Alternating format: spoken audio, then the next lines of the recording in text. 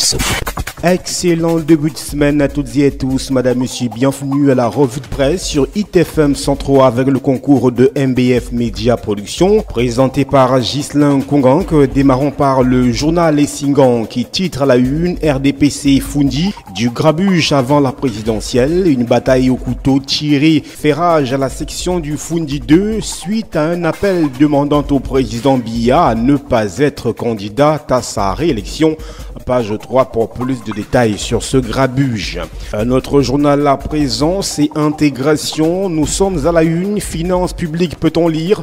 Le Cameroun poussé vers un Big Bang. Sous la pression de ses partenaires techniques et financiers, les autorités camerounaises préparent une révision constitutionnelle. Elle va révolutionner le processus d'élaboration, de contrôle et d'exécution du budget. Pages 10 et 11 du journal Intégration pour plus de détails sur cette initiative. Le quotidien Le Messager, pour sa part, exclusif, peut-on lire à la une, les confidences de Sokodjou Jean Rameau. Dans une interview accordée au Messager, le faux débat Mendoun, depuis 63 ans, analyse les dépréciations de la chefferie traditionnelle au Cameroun, évoque avec lucidité le problème anglophone et donne sa position sur le départ de Paul Biya à la tête de l'État. Page 5, 6, 7 et 8 du quotidien Le Messager pour en savoir davantage. Toujours avec le quotidien Le Messager à la page 12, héritage familial, nous dit-on, la part de vérité d'Akere Mouna.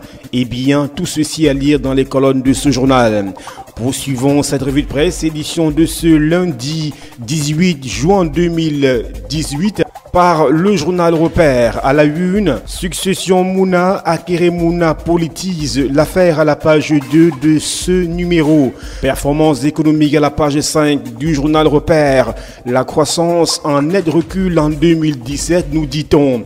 Crise anglophone à la page 3, les contre-vérités d'Amnesty International sont mises à nu dans cette édition du journal Repère. Le tri-hebdomadaire Le Soir, pour sa part à la une, enseignement supérieur, université de Ngaoundéré précisément, les élites du Grand Nord en colère. Elles reprochent au recteur les nominations tribales, des postes minables, vigiles, agents d'entretien réservés aux nordistes. Et bien, page 9 pour lire toute cette colère. Toujours avec le tri-hebdomadaire Le Soir, affaire famille Mouna, suite aux mensonges dilatoires, l'équipe Amatoutou répond à Akere à la page 5 de ce journal. Le quotidien Mutation, pour sa part, revient également sur l'actualité brûlante. Succession Salomon Tanden Mouna, Akere Mouna accuse Laurent Esso. L'avocat déclare que le ministre de la Justice est en arrière-plan des plaintes de Amatoutou Mouna, dont l'une l'index pour faux et usage de faux. D'après lui, il s'agit d'une manœuvre pour l'empêcher d'être candidate à la prochaine élection présidentielle. Page 7 pour lire tous les détails sur ce cafouillage. Toujours avec le quotidien Mutation à la page 10, révision des prix. Ce qui change chez Orange Money nous est expliqué dans cette parution. Page 11, toujours avec Mutation, transfusion sanguine. Le Cameroun recherche 300 000 poches de sang. Le journal L'Indépendant à la une, crise anglophone vers une médiation internationale. Les pressions du dernier rapport d'Amnesty International, la bataille du golfe de Guinée, la recherche d'un nouveau leadership. La sortie de cette crise se jouera-t-elle sur le terrain politique avec la présidentielle à venir? Décryptage à la page 6, tout comme à la page 7 du journal L'Indépendant. Kodengui à la page 4 de ce journal, le président de la 3e République. Élection présidentielle à la page 5 du journal L'Indépendant. Ces alliances qui n'ont pas réussi à battre Biya nous sont décryptées. L'anecdote, nous sommes à la une présidentielle 2018, tout sauf eux, en demandant aux membres du Congrès américain de contrecarrer le président Biya. Akere Mouna, Maurice Kamto et Joshua aussi ont trahi la démocratie, le peuple, les institutions qui fondent la souveraineté du Cameroun. À lire la réaction du politologue Mathias Eric Oudanguini à la page 3 du journal L'Anecdote.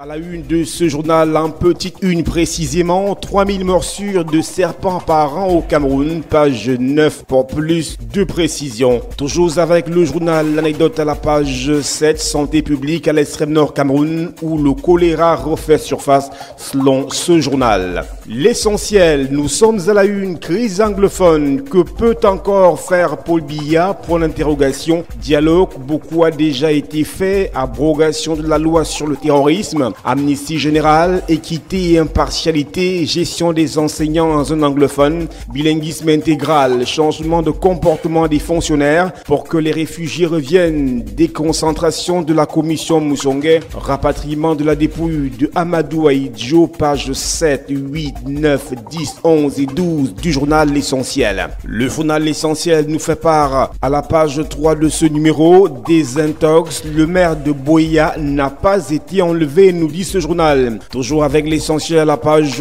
2, Ambazonie, je cite, déposer les armes et demander pardon. Issa Chirouma Bakari, fin de citation aux sécessionnistes.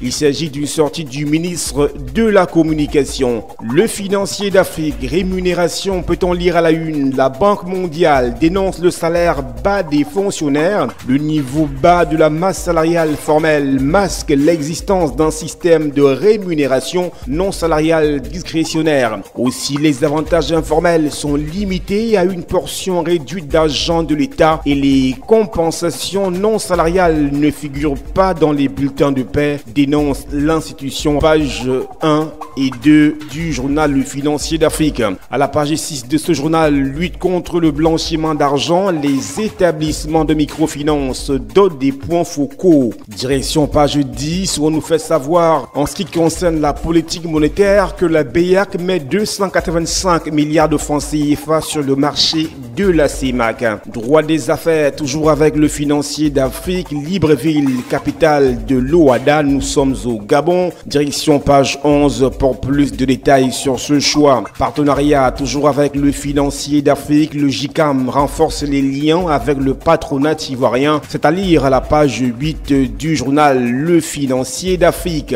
La voie du centre, nous y sommes. Festi examen, cette dernière épreuve parfois fatale. Boîte de nuit, snack bar, mauvaise compagnie sont quelques catalyseurs de la déperdition des élèves candidats aux examens officiels. Meurtre, viol, agression sont quelques-uns des dérapages au cours de ces soirées festives. Selon un sociologue, ce type d'initiative est répréhensible car une société qui aspire à l'émergence a besoin d'une jeunesse bien formée et consciente. Page 5 et 6 de la Voix du Centre. Le quotidien de l'économie, nous sommes à la une. Consommation, la facture du livre scolaire, eh bien, elle nous est présentée aux pages 2 et 3 de ce numéro. Crise économique aux pages 6 et 7 du quotidien de l'économie, quand les petites et moyennes entreprises battent de l'aile. Conjoncture, toujours avec ce journal, satisfait du FMI à l'endroit de la BEAC et la COBAC à la page 5.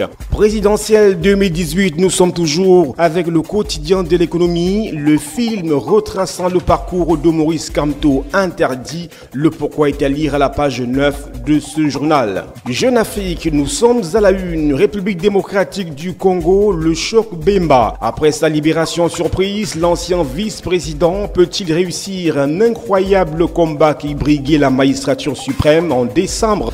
C'est la question à laquelle nous convie Jeune Afrique.